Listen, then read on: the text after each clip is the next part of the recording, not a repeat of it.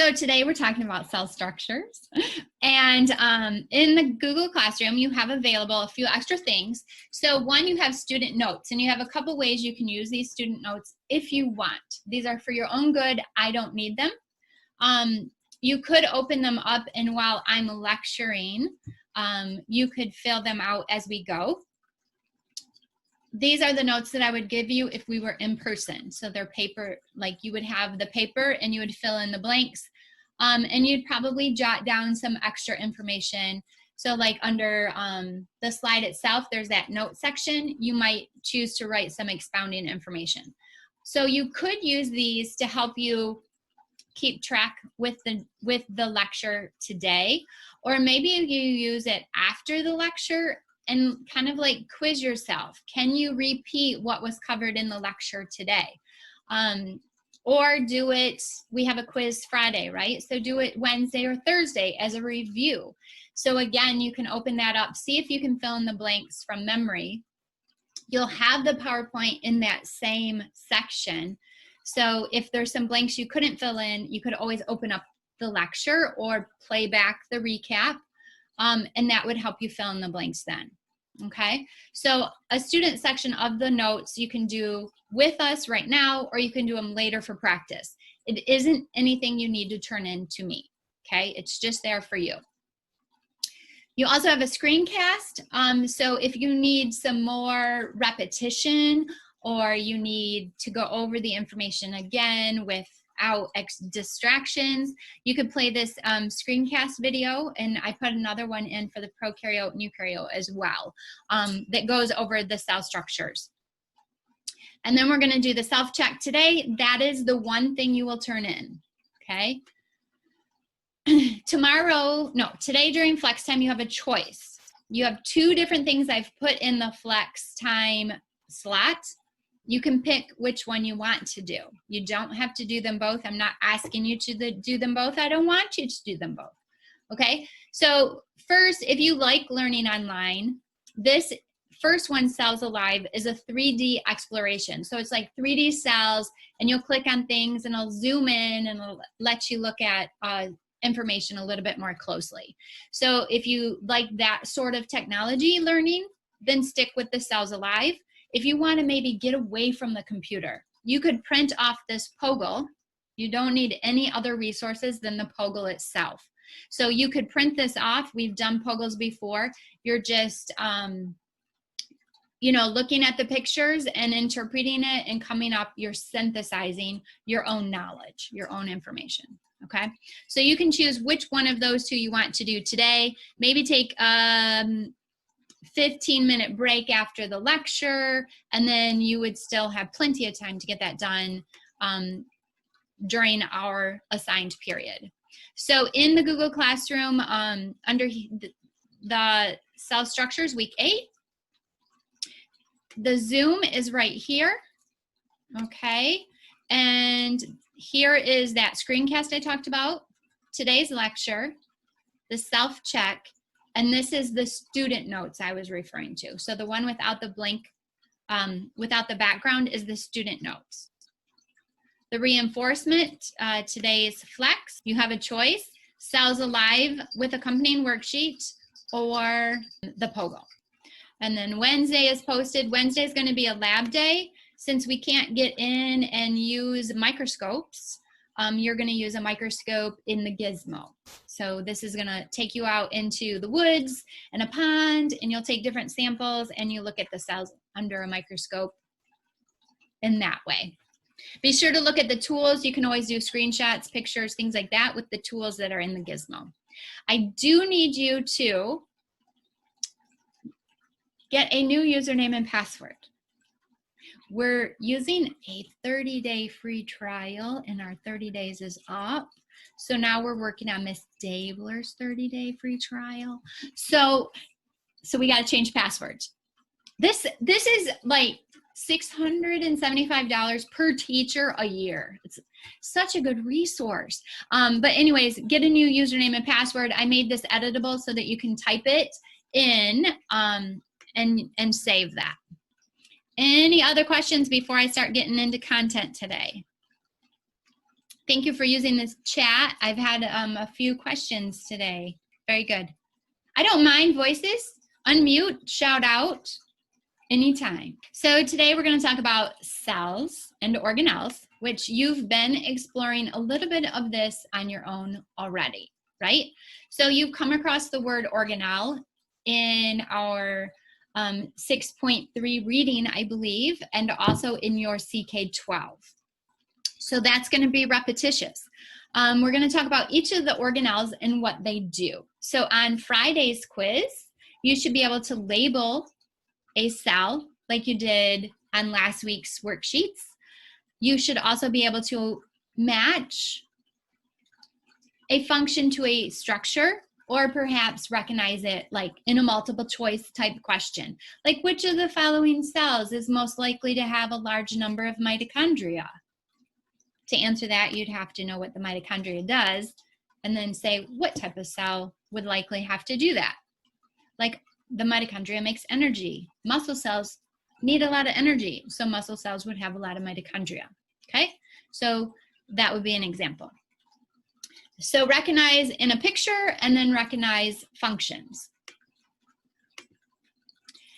So we started with a comparison of prokaryote and eukaryote last week. And we know that eukaryotes have nuclei and organelles, membrane-bound organelles. So you read that organelle literally means little organ. So they are to a cell as your organs are to your whole being, right? So you have a stomach to digest. A cell has a lysosome to digest. You have a brain to control your body. You have a nucleus that controls the cell. Okay, so analogous, every organelle has a structure or has a function which is related to its structure. So we started talking about that underlying theme of biology, that structure meets function. So that has to do with our cell specialization. So all of these organelles are present. They might not be present in equal amounts in each cell type. A muscle cell needs energy. It's going to have a lot of mitochondria. A white blood cell digests bacteria. It's going to have a lot of lysosomes. Your liver cells detoxify your blood.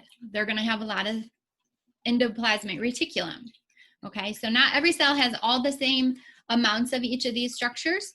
They're going to be based on cell specialization. We also talked about the structure. So this is review from Friday. Like nerve cells can do their job getting signals from your spinal cord all the way to your toes or all the way to your fingers because of their long extensions. Alveoli are in the air sacs in your lungs. They're a single cell layer thick, so super thin, which makes them ideal for gas exchange. Oxygen can come in, CO2 can go out. And then red blood cells, we talked about how their shape lets them fit through vessels, but a few other things. They don't have a nuclei, and they don't have mitochondria. So getting rid of organelles gives them more space to carry oxygen, which is their job. They also have increased their surface area for gas exchange by having this indentation. So structure meets function. All cells, no matter what domain, prokarya, eukarya, no matter what kingdom, fungi, cells, plants, animals, they all have cell membranes. Right? The plasma membrane has structures related to our last chapter, macromolecules. So we have phospholipids, that's the blue portion, making up the barrier itself. So the bulk of the membrane, like a carpet of floating lipids. Embedded, you have several proteins which serve many functions. This one has a channel in it, so it looks like things might pass through it. Carbohydrates, these antennae. What do we use antenna for? Communication. So does the cell. Cholesterol is also embedded in here. That's another lipid. I don't see it in this particular picture, but it keeps the fats from sticking together, basically. The job of the membrane is basically to be a barrier. Keep things out, keep things in, and control what moves in and out of the cell. So things that are big probably can't fit through that pore. Things that are small will easily move through. Things that are charged have difficulties going through. They'll need a protein to do that. The cell membrane also supports the shape of the cell. As we saw on the last slide, cells can have several different shapes and provides communication. Those antennas help identify what type of cell this is and does it belong in your body. Inside of the cell, all cells have cytosol, which is the fluid portion of cytoplasm. Cytoplasm is the fluid containing the organelles. Very technical difference. For us, we'll just refer to the cytoplasm and we'll say all cells have cytoplasm, okay? So it fills the cells, it's the liquid portion.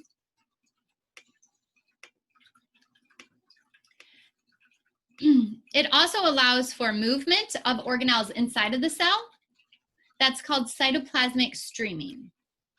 Or in this case, this is an amoeba and it moves like a blob, and the cytoplasm, like the movement of the cytoplasm is what allows the cell to move itself. So all eukaryotic cells have a nucleus. That's the dark structure in the middle there. So Robert Hooke discovered the cell. Mr. Brown discovered the nucleus. The nucleus is where we find all our genetic information. It has a membrane surrounding it, just like the cell has a membrane surrounding the cell. So it's considered the control center of the cell because that genetic material codes for everything that's in the cell and everything that cell can do. The cell would have to divide in order to make more cells, so will the nucleus. We have to make copies of that genetic information. Another thing it does is makes RNA. RNA is what will then guide the production of proteins. And remember, proteins are needed for so many different functions in our cells. Surrounding it, you have a nuclear envelope. So the membrane has a name, it's the envelope. And inside of the envelope, you have these pores. This is how things get in and out of the cell. So how does the RNA get out of the nucleus to get to the ribosomes where it makes proteins? It's going to go through one of those pores. Notice how closely associated the ribosomes might be with the nucleus, because then the RNA doesn't have to go far. Endoplasmic reticulum is a tongue twister. You can say ER from now on. That's fine. So the endoplasmic reticulum is a transport system. And doesn't it just look like its structure creates a whole channel for structures to move through the cell, right? Specifically, proteins that are being made from the ribosomes will move through all this subway system, if you will, of the cell. Over here, this is smooth ER. Smooth ER is specifically made for detoxifying cells, getting rid of waste that that shouldn't be there, and also for manufacturing some carbohydrates and some fats. So rough ER has ribosomes attached. If you can see those red dots, you labeled ribosomes on your cell Friday. And the smooth ER is smooth because it doesn't have the ribosomes studded, right? It's smooth, and this is rough. So the endoplasmic reticulum, again, look at all the folding of the membrane. Remember, surface area is where reactions occur. So this is making it so you have more surface area by folding up what's inside the cell. So typically think of the ER as the subway system. It transports substances. That smooth ER makes the lipids and the complex carbs. And the rough is associated with ribosomes and therefore associated with protein synthesis. Synthesis means to build. The smooth is responsible for the removal of toxins. This is where I said you're going to have a lot of these in the liver. Okay, last week we talked about ribosomes. All cells, no matter what the domain, eukaryote, prokaryote, all cells have ribosomes. We said one of the difference in the ribosomes between prokaryotes and eukaryotes was the size or the structure. So 30S, 50S, those add together to be an 80S. And we said we don't need to know the math or the numbers. Just knowing that mitochondria, bacteria, and chloroplasts all have the same kind, a 70S. Eukaryotes have a different kind, 80S. So that's just referring to its size, the number of residues in the material. So the ribosome is actually made of RNA and enzymes. So it acts as an enzyme controlling the production of proteins. They can be free floating, sometimes just in the cell, and then they can also be attached to the ER. So they make proteins. Sometimes those proteins are used by the cell itself, and sometimes they're secreted, sent out of the cell, serving a purpose for some other cell. It might be that they're antibodies that are going to go out in the cell and or out into the body and protect you against bacteria. It might be that it's hemoglobin being used by the cell to carry oxygen. It might be that you're making hormones that are going to be secreted to go to another organ or gland. So not everything the cell makes will be for itself. The Golgi apparatus, again, look at all the folding of the membrane, which makes it so it has more surface area. More surface area means more work. Your brain is folded up like that too, so is your stomach. Okay, so it's often described as a stack of flattened pancakes. It's not my description, it's a common description. So if you saw that, you would know right away. That's the Golgi apparatus, Golgi complex, Golgi body. These all refer to the same thing. Just different resources might refer to it differently. So the job of the the job of the Golgi is to package proteins. So see these little vesicles that are coming off of this Golgi body? These contain proteins. So the proteins are made on the ribosome. They move through the cell, through the ER. They go to the Golgi, which modifies them into their final form. Maybe they attach a carbohydrate and they become a glycoprotein in the cell membrane. Then it's packaged for export, packaged in these vesicles. The vesicles make their way to the surface membrane where they combine and release their contents outside.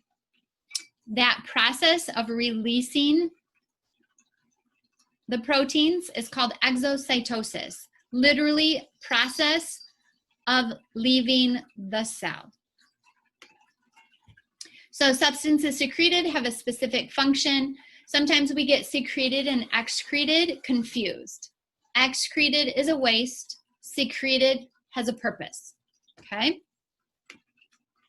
The mighty mitochondria makes energy. So any cell that needs a lot of energy is going to have a lot of mitochondria because cellular respiration occurs here. Again, you have all this inner folding, which increases our surface area, which means you can make more and more and more and more energy, right? That's a good thing. The inner folds are called cristae. We're going to study the mitochondria in detail in chapter 8 when we talk about cellular respiration. Cellular respiration is what makes energy for the cell.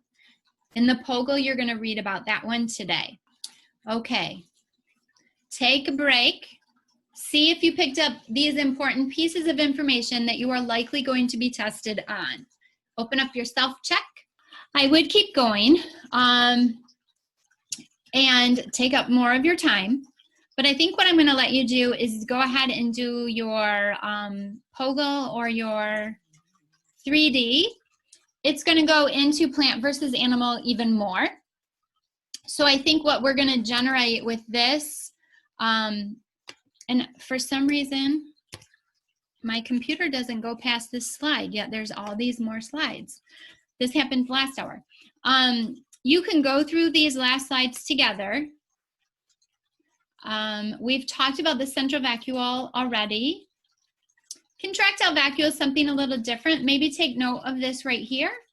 See how that like gets bigger and then smaller. So this would be some sort of protist that's living in a water environment. And the because it's living in a water environment, it takes on water. So this contractile vacuole fills, and then contraction is squeezing, and then the water goes out, okay? Food vacuole, that's when you're engulfing and you create a sac. A vacuole is basically storage. We talked about the lysosome at the very beginning.